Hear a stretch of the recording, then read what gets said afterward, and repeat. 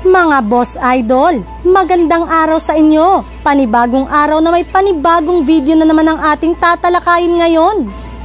Tara na't pag-usapan natin ang balitang 12-man rotation ng Los Angeles Lakers at ang pagkuha ng Utah Jazz kay Tyler Herro at ang balitang best starting 5 ng Golden State Warriors.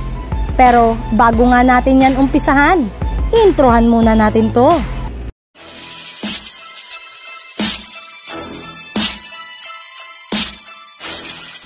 Halina't pag-usapan natin ang balitang 12-man rotation ng Los Angeles Lakers.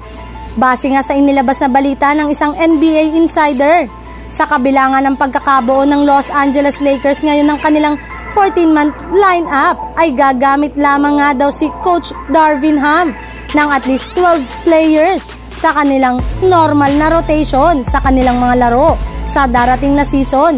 Gayong gusto nga nilang makuha agad ng kanilang mga player ang kanilang rhythm.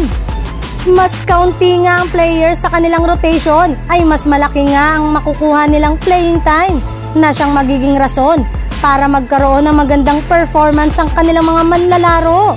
Kaya wala nga silang magagawa kundi ibangko na lamang nila ang kanilang dalawang player sa kanilang lineup simula sa darating na season. Sa kabilang dako naman, patungkol sa pagkuha ng Utah Jazz kay Tyler Herro.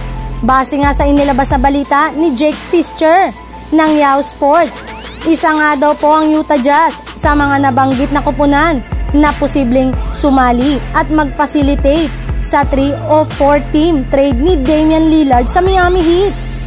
At dito nga mga idol ay makukuha nila ang matagal na nilang target at gusto na si Tyler Herro.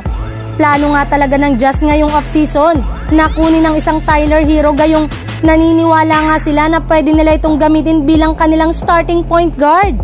Kaya ngayon ngang meron na silang oportunidad na makuha si Herro, ay sigurado na nga na hindi na nila ito palalagpasin pa.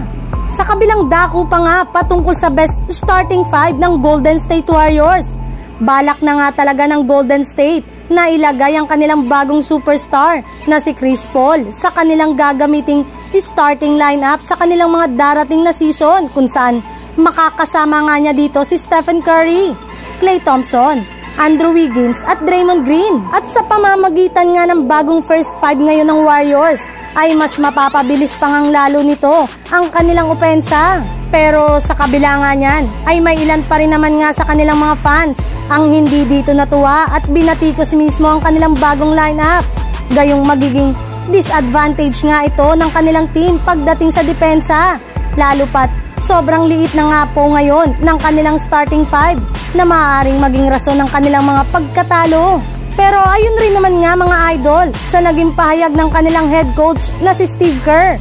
Nilinaw nga nito na hindi pa rin nga pinali ang paglagay nila kay Chris Paul sa kanilang starting lineup. As of now nga ay meron silang 6 na starter sa kanilang lineup. Kasama na dito si Kevin Looney.